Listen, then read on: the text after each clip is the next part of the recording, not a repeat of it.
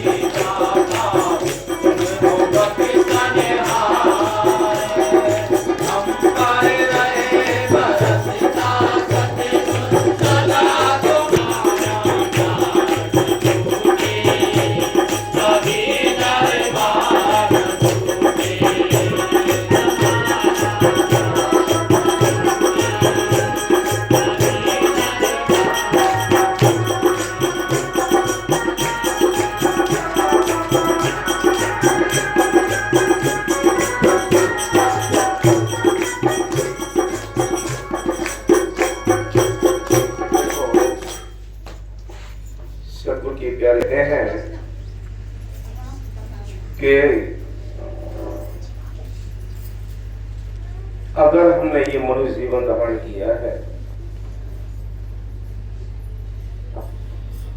तो इस जन्म में हमें वह रास्ते अपनाने हैं जिससे हमारा ये जन्म सफल हो जाए। हम ऐसी उलझन में उलझे हुए हैं, ये दुनिया की उलझन ऐसी है जैसे नौ मसूर उलझा पड़ा हो। संतों ने साफ लिखा है, ये आत्मा सत्पुरुष की अंश है और अपने उस देश से बिछड़कर यहाँ काल की नगरी में फंसी पड़ी है। इसको यहाँ जुगों के जुग बीत चुके हैं, कभी कीड़े, कभी मकोड़े, कभी पेड़ पौधे, पशु पक्षी, ये बनते बनते इसको नाक में दम आ गया। जिन आत्माओं को थोड़ा अपने संस्कार की वजह से होश आ जाता है कि ये परदेश है, वो अपने देश जाने के लिए तड़पते हैं, अपने प्रीतम से मिलने के लिए तड़पते हैं। बाकी सारी दुनिया पे ऐसा नशा चढ़ा है कि इस देश को ही सब कुछ अपना बनाए बैठे हैं। संतों ने साफ लिखा है कि ये काल की नगरी है, यहाँ कोई भी जीव सुखी नहीं है। संत कहते हैं कि तन धर सुखिया कोई न देखा, जो देखा सो दुखिया हो, उदय अस्त की बात कह तू सबका किया विवेक हो। कि सारा विवेक करके देख लिया है कि कोई भी जीव सुखी नहीं है। सुखी है वो जो अपनी घर गृहस्थी की काम काज करते हुए जिनका ख्याल मालिकों को जुड़ गया, जिन्होंने अपना परमार्थ और स्वार्थ दोनों कर लिए, वो सुखी है।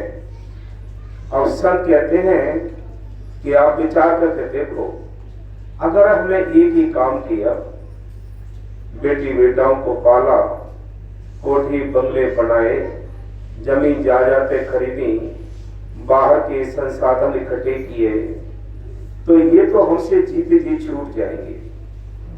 कोठी बंगले बच्चे बांट लेंगे, जमीन जायदाद बच्चे बांट लेंगे, और भी जो बाहर के सुख है वो भी हमसे दूर हो जाएंगे।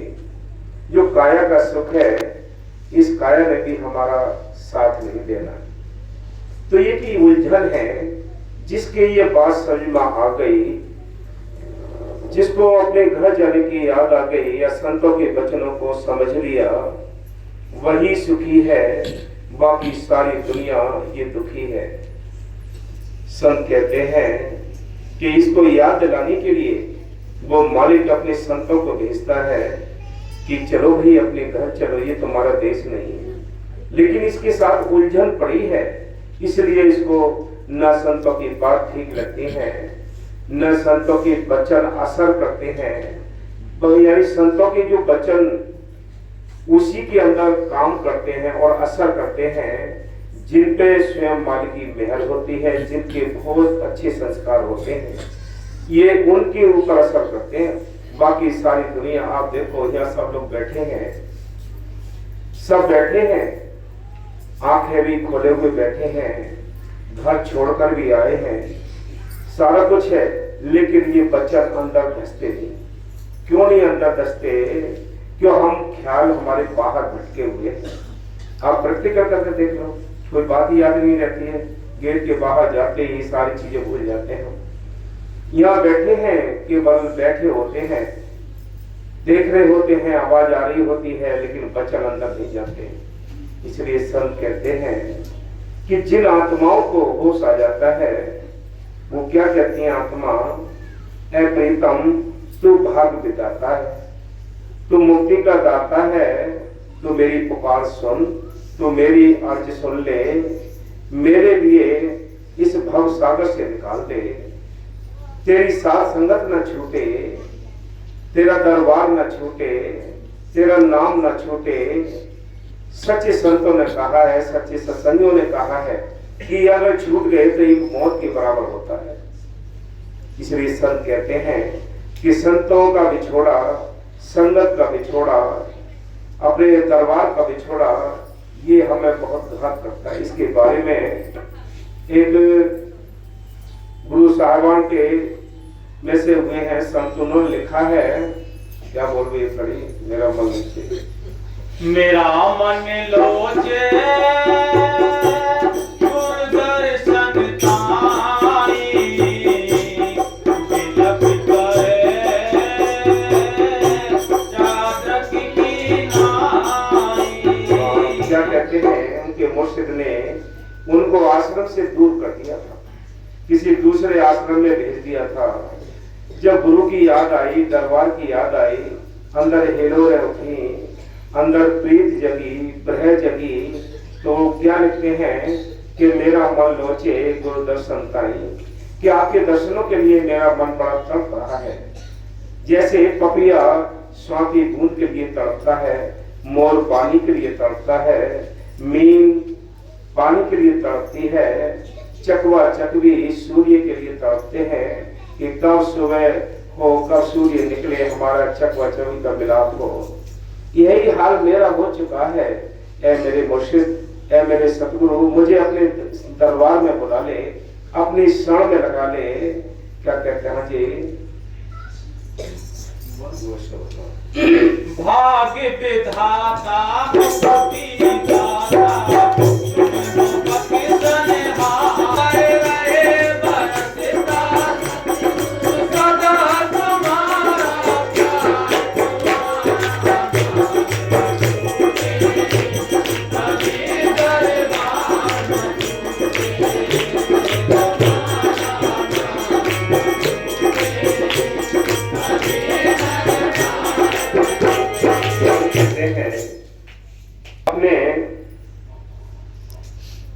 बड़े बड़े पापी से पापी जीवों को उतारा है।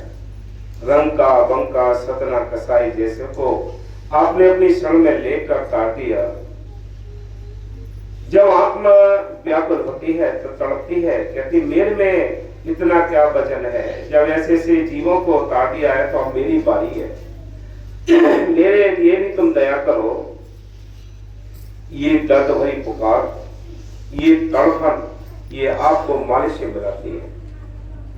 बिना इसके किसी का कोई भी काम नहीं बनता। जितने भी संत महात्मा संसार में आए हैं और जितने भी मत मतांतर हैं दुनिया के अंदर, उनमें सब ही एक ही रास्ता बताते हैं कि बिना अंदर तड़प के, बिना प्रेम के, बिना तवज्जो के कोई अपने घर नहीं पहुंचा। जोगी जंगम सेवड़ा सन्यासी दरवेश, बिना प्रेम पहुंचे नहीं दुर्लभ सतगुरु देश। ये मालिक का देश दूर है, लेकिन बिना प्रेम की सीढ़ी के कोई चढ़ नहीं सकता।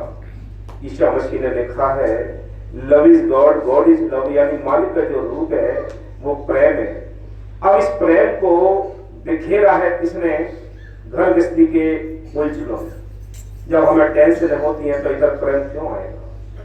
जब हम बेचैन होंगे, घर में उलझे होंगे, तो इधर का ख्याल ही नहीं आता जैसे तैसे जबरदस्ती निकल के आ भी जाते हैं तो यहाँ ध्यान नहीं लगता है, लेकिन फिर भी बैठने का सबूत इर्जाना देता है।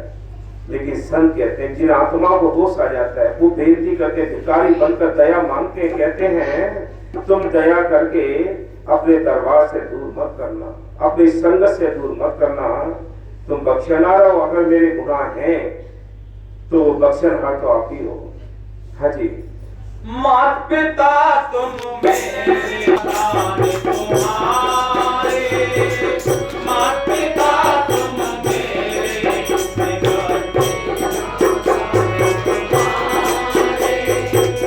बाबा मेरे जैसा ही तुम पालनहारे हमारे। क्या कहते हैं कि वे पालनहार है। इन बातों को वही सोचता है जिनके अंदर भक्ति का कोई ना कोई थोड़ा कण होता है, भक्ति के संस्कार होते हैं, उसको मालिक की कारीगरी पर भरोसा होता है और प्यार होता है। बाकी सारी दुनिया अपनी ठन ठानती है कि हमने ये किया, हमने ये किया, हमारी वजह से ऐसा हुआ, हमारे वजह से ऐसा हुआ। सब अहंकार के हाथ चढ़े होते हैं, अहंकार सबको अपने चंगुल में पकड़ के रखता है। इसलिए संत कहते हैं जिनके संस्कार होते हैं उस मालिक की रजा में रहते हैं कि जो मालिक की मर्जी तेरी मर्जी रजा तेरी रजा है, कि राजी है हम उसमें जिसमें तेरी रजा है। जब उसकी रजा में हम रहना सीख गए तो मालिक की वजह से कोई टेंशन नहीं होगी, कोई दुख नहीं होगा। हम रजा में नहीं रहते। क्यों नहीं रहते रजा में? कि ये दुनिया की उलझने सिर पर पड़ी है, ये उलझने हमें रजा में रहना नहीं देती। हम सब अपने घर गृहस्थी में भी टेंशनों में रहते हैं, इसलिए रहते हैं कि हमने इनके लिए ऐसा किया, हमने इनके लिए ऐसा किया, ये हमारे लिए ऐसा करते हैं, ये हमारे लिए ऐसा करते हैं। क्योंकि वो प्यार को दिखाने के लिए काल ने सब जाल बिछा रखा है। काल ने बड़े सुंदर तरीके से जाल बिछा दिया है कि तुम कहाँ फंसोगे, कहाँ कहाँ फंसाया है। काल ने सब ऐसी गांठें लगा रखी है कि खुल ही नहीं सकती। इसलिए संत कहते हैं यह मालिक वो आत्मा तड़पती हुई कहती है प्रीतम तू मेरा हिमाती है, मेरा पालनहार है, मैं तेरे द्वार पे ही भिखारी बनकर आया हूँ, तो भीख डाल दे, दया की भीख डाल दे। हाँ जी। बाबा मैंने जैसा तुम पालनहारे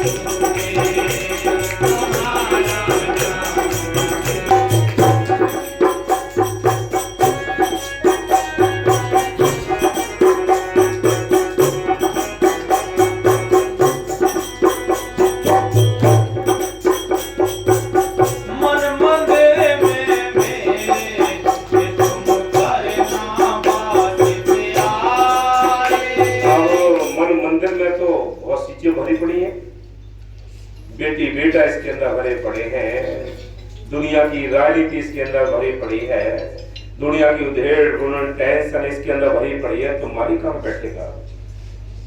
बाबा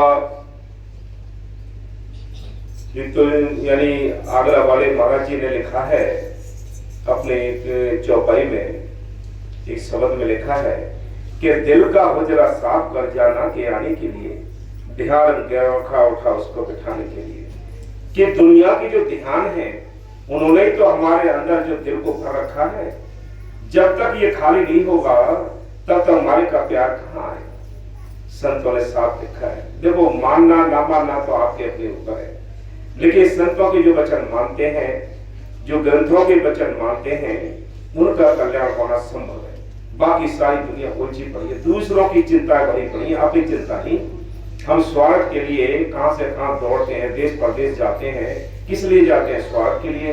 लेकिन परमात्मा के लिए दौड़ लगाइए, इतना हम बहुत कम काम टाइम देते हैं परमात्मा के लिए। इसलिए संत कहते हैं कि मन मंदिर में, आत्मा कहती है मेरे मन मंदिर में वास करो तुम, ऐ प्रीतम, ऐ सद्गुरु, तू मेरे मन के अंदर बैठ जा, तभी तो मैं पुकार करूं। लेकिन बैठे कहां? जैसे कोई पात्र है, अगर पात्र पहले से ही भरा हुआ है, उसमें हम कोई दूसरी चीज अगर डालना चाहें तो दूसरी चीज तब आएगी जब पहले वो खाली कर दी जाएगी। इसी प्रकार संत कहते हैं कि एक दिल लाखों तमन्ना, फिर यानी एक तो दिल है, लाखों तमन्नाएं भरी पड़ी हैं, तो फिर कहां बैठेगा? एक दिल लाखों तमन्ना, फिर ठिकाना है कहां? कि मालिक तो ने एक दिल ही बनाकर भेजा है और उस दिल में सारी दुनिया भरी पड़ी है, तो मालिक को जगह कहां गई? मालिक को जगह तब होगी जब दुनियादारी से फुर्सत होगी। जब दुनियादारी से फुर्सत हो जाएगी तो मालिक के लिए भी जगह हो जाएगी। हाँ जी।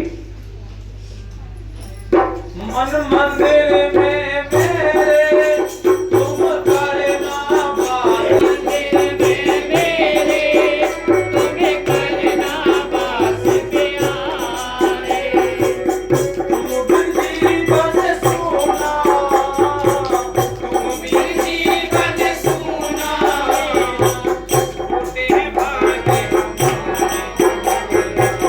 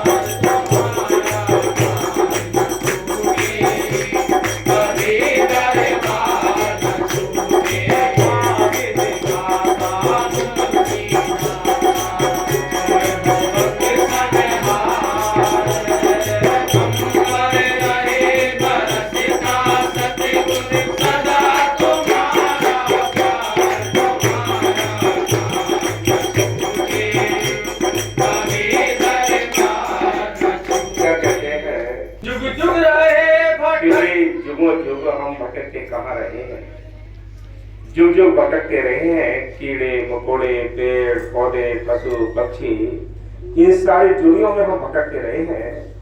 आज इससे इस जंजाल से छूटने का जो टाइम मिला है, तो एक मन की वैसे एक मनुष्य जीवन मिला है। चाहे हिंदू हो, चाहे मुसलमान हो, चाहे सिख हो, चाहे ईसाई हो, चाहे गरीब हो, चाहे अमीर हो, जिसके पास मालिक का नाम है, मौके के संत मिले हैं, उससे ज्यादा बड़भागी कोई नहीं। वो बड़भागी है, बाकी सारी दुनिया भागी है। संतों ने लिखा है, साफ समझाते हैं कि ऐ इंसान तो विचार करके तो देखो, हम जुग जुग ये कीड़े मकोड़े इनमें से निकल कर आए हैं। आज ये मौका मिला है, मनुष्य जीवन दोनों काम करो, स्वार्थ के भी काम करो और अपने परमार्थ के भी काम करो। परमार्थ का काम है सेवा, सिमरन, दर्शन, सत्संग की चिंता है, तो याद रखो जागे हुए हो, नहीं तो सोए पड़े हो।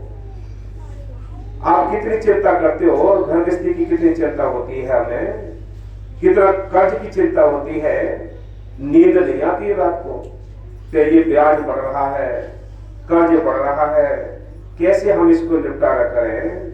देश प्रदेश भागते हैं, दौड़ते हैं, बड़ी ठंडों में बड़ी मेहनतें करते हैं, किस लिए? कि बाहर के स्वार्थ के कर्ज के लिए। लेकिन अगर परमात्मा के लिए समझ में आ जाएगा हम पे भी कर्ज चढ़े हैं परमात्मा आत्मा पर, तो चिंता इसको भी हो जाएगी, तो अपने सेवा सिमरन हो जाएगी। ये इसके व्यापार है, ये व्यापार है, सेवा करना, दर्शन करना, सत्संग करना, ये व्यापार है। इस व्यापार से जो धन मिलेगा उससे तुम्हारा कर्मों का कर्ज खत्म होगा, और कोई तरीका नहीं। ये फैसला है, सोच लो आज। हाँ जी। नाभ पड़ी है कमर में, दरियों का बोझ है भारी, नाभ पड़ी है कमर में, दरियों का बोझ है भारी,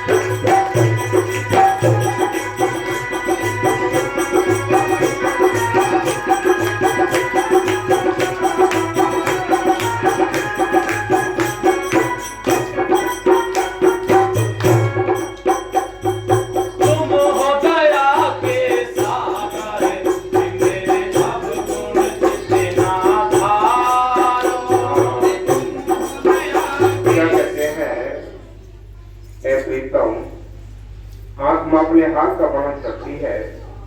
ऐ प्रीतम, इस भव सागर में मेरी जीवन रूपी आत्मा रूपी नाव पड़ी है। इस नाव के लिए 4 ओरों से बैरियों ने घेर रखा है। वो मगरमच्छ कौन से हैं? वो घड़ियाल कौन है? वो घड़ियाल है काम, क्रोध, लोभ, मोह, अहंकार। ये माया का जाल है। इस माया के जाल में से जो नाव है, इसको 4 ओर से घेर रखा है। ये खींचा तानी करते हैं। कभी काम पकड़ता, कभी लोभ पकड़ता है, कभी मोह पकड़ता है, कभी अहंकार पकड़ता है। मुझे मन माय चैन नहीं लेने देते। इसलिए संत कहते हैं 4 ओर से मगर लगे हैं। ऐ प्रीतम, मेरी ये नाव कैसे पार जाएगी? कैसे उस देश जाएगी? तुम दया करो, मेरी लाज रखो, इन दुश्मनों से बचा लो। तुम्हारी दया करता है। जब तुम्हारी दर्द भरी पुकार होगी तो वो दया करता है। जब दया करेगा तो तुम्हारी नाव को पार लगा देगा। इसलिए कहते हैं, हाँ जी,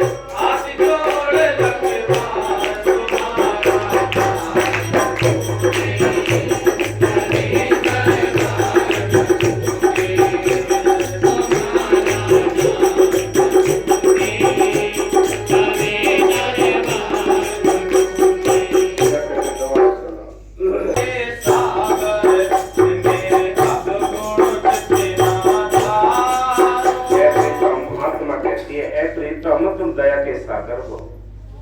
मैं तो एक तिनका हूं, लेकिन आप मुझ पर दया करो। तुम हो दया के सागर, मेरे अवगुण चेतना धारो। संत कहते हैं, इस संसार में हम सब कर्मों के मारे हुए हैं। कोई दुखी नहीं है संसार में। बाबा वकील साहब जी कहते थे कि कोई भी दुखी नहीं है। दुखी है तो हमारे अपने कर्मों की वजह से। हमारे जो कर्म है हमें दिखाई नहीं देते, उन कर्मों की वजह से हम सब दुखी हैं। संत कहते हैं, कुछ हमारे अच्छे कर्म हैं, कुछ बुरे कर्म हैं, इसलिए इस मृतलोक में बैठे हैं। अगर हमारे अच्छे ही कर्म होते और हम अच्छे ही होते तो अपने देश होते, या क्यों धक्के खा रहे होते 84 में।